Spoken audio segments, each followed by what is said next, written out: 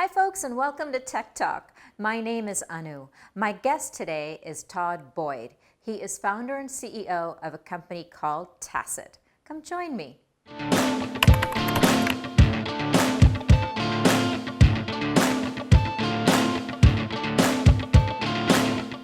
Hi Todd. How are you? I'm doing well. Thanks for being on the show. No, my pleasure. So you are founder and CEO of a company called Tacit. Tacit enables software across wearable devices. You incorporate machine learning, artificial intelligence, and natural language processing to the industrial wearables market. I'd like to start with, what is the problem that Tacit is trying to solve? Sure. Well, as our name indicates, one of the overarching themes that we're focused on is the tacit knowledge that's leaving the workforce. So tacit knowledge, tribal knowledge, in the next 7 to 10 years, 85% of the baby boomers will be retired. So in industrial enterprise, it's kind of a big deal. I mean, they're freaking out about it. These experts leaving, we're focused on the tools to mitigate that. So tell me about the applications that you're developing. Yeah, absolutely. So we're focused on what we call the Tacit application suite. So those are meant to bring value very quickly to customers. We're supporting iOS, Android, smartphones and tablets, devices like the HMT1 by RealWear, Cope and GoldenEye, Samsung Gear S3. So those are the devices. We listen to customers on which devices to support for real deployments. The application suite is around data capture and context, remote mentor, data visualization, workflow, and content search, content management around manuals and schematics. So, we like to say we give industrial workers superpowers. And what we mean by that is bringing in these AI technologies. So we're looking to make it a very simple, intuitive experience. Contextual awareness is a very important piece. It's about getting the worker the information they need when they need it. And we'll have a voice-driven experience across devices, which we think will be very powerful. In addition to that, we have the Tacit Intelligent Services Hub, where we're going to bring in third-party applications. Customers are very excited about that. I mean, think of it like an industrial app store. Across devices. So it'll support all the devices that we're supporting, and a bit of future proofing for customers looking to change, look at different hardware solutions, because at the end of the day, we're hardware agnostic. Does anything like that even exist right now? There is not an app store for wearables today. If you have a wearable, customers will find themselves typically hardware with no apps or apps that don't work with the hardware. Can be very frustrating, kind of like getting a Christmas present with no batteries in it. It's like, what do I do with it? Right. So let's talk about speech. Why do you think speech is so important to your product offering? Sure. Well, it was a foundational feature at RealWear, and really brought attention to it. And I think it's more intuitive. I mean, speech-driven. Especially in industrial enterprise, the idea of being hands-free, maybe you're telecom field service or servicing a wind turbine. There's a lot of reasons, even as a consumer, I can think of, I need to be hands-free. And so I think voice from that perspective is really important. There's another data point that one of our friends educated me on, that 50% of all search will be voice-driven by 2020. So, speed to knowledge is, very fundamental, important piece of what we're solving. Sure. Will your product support other languages besides English? Absolutely. I mean, it'll support, global languages. I mean, out of the gate, what's really important for us is making sure that we have Japanese, German, Spanish, Chinese. So, but it'll be most any language. Supported. I see. So your product works with emerging wearables. It works with mobile, such as phones and iPads, and it works with Windows. Why all the different platforms? Yeah, I think part of it is future proofing for customers. If you have the compatibility across devices, and you're looking to adopt wearables when you decide to change a device, you're not going to completely upend your software investment. So today, typically, there's more customized applications for different wearables. So if you change your mind on that wearable, you kind of lose your software investment. Sure. So we're trying to make it compatible across devices, supporting devices that customers are actually interested in deploying.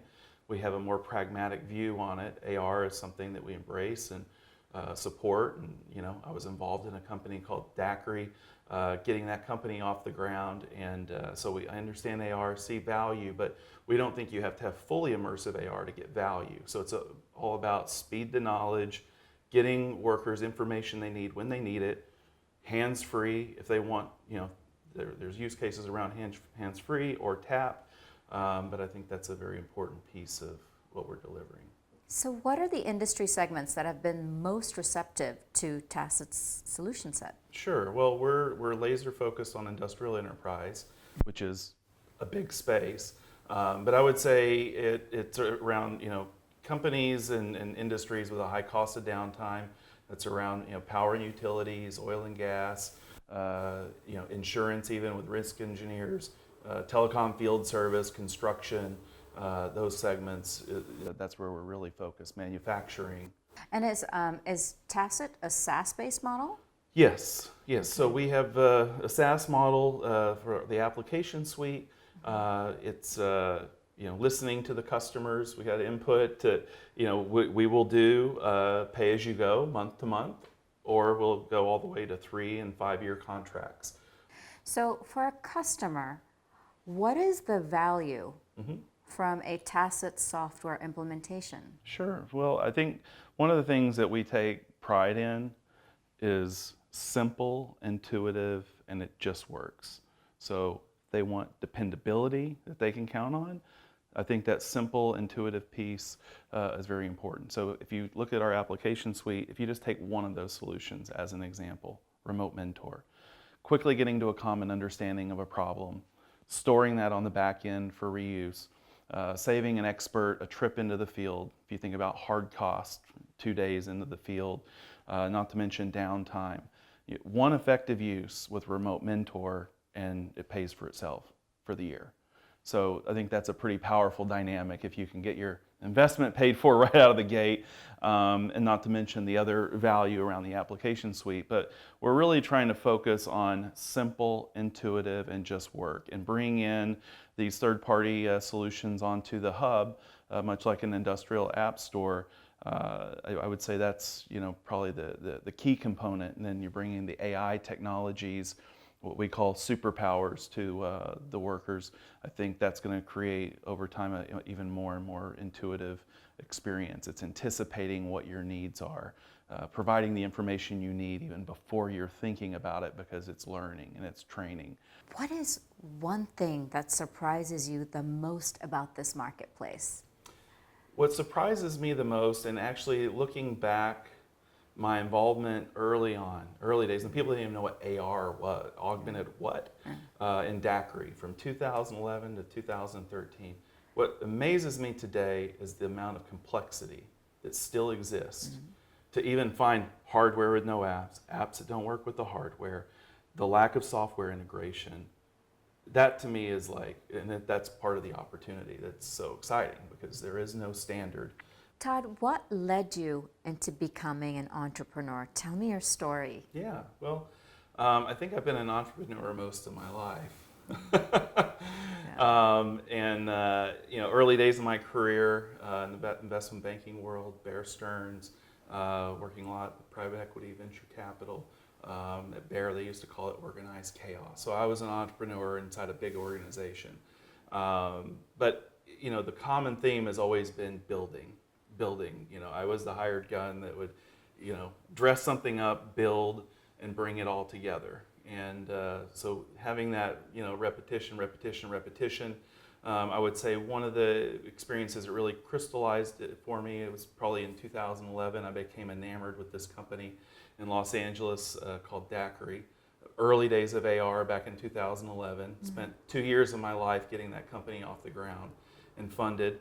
And that whole experience, which ultimately led me to RealWare, where one of the co-founders is a CEO, was, again, it's just building. So the idea of being able to have a blank sheet of paper to build a culture is very intoxicating and very clean, you know. So from someone that has experienced sharp elbows out there and you know, the short end of the stick, the only way you can feel really good is being able to build something from the ground up, you know, identify the right team members. So it hasn't been a really tough stretch for me. Sure. So my next question is, when you enter into partnerships, either with a person or a business, what are some of the factors that are absolute deal breakers for you? Yeah, deal breakers are centered around people that perpetually have problems, people that you perpetually cannot satisfy. You know, we're all about, we want win-win partnerships, you know, with partners, and we bring our piece, they bring their piece, and it's a very, you know, it's a friendship. There's integrity, there's trust. Sure. You know, life's too short, so we like to think we're pretty flexible and workable, but the hard line that we have is, you know, unnecessarily being difficult. Sure, sure. As an entrepreneur, when you look back, what is one big thing that you would have done differently? You wish you would have done differently? Yeah, I mean, I can think of 100 things that I could say. Hindsight is 20/20. Yeah. And I would say it's through all these experiences that I might quickly say, oh, I wish I would have done this different. Yeah. But if I hadn't gone through these challenges or difficulties, or having these moments where you're looking up at the chopper like, those are the things that give you conviction. And I really appreciate that now more than ever, because it's just like very crystal clear in my head.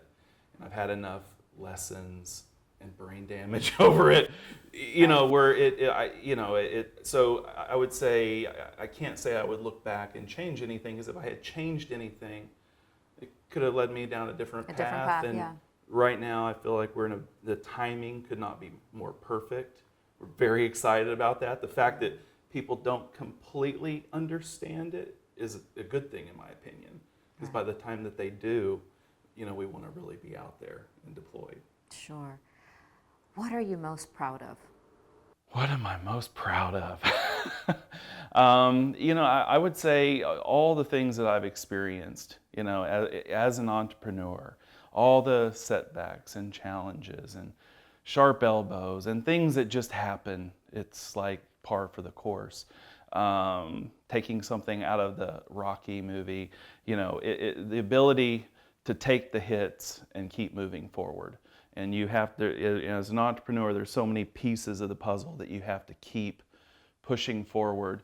You know, I would say the resilience and survival instincts have come in very handy, trying to really maximize some of the hard lessons that I've learned, and really try to be in touch with those. Thank you so much for being on the show. Yeah. It's been a pleasure having you here. No, Wish you great. all the luck and the success. Absolutely. And we'll see you again soon. Thanks. Folks, thanks for joining us. We'll see you next time. Bye-bye.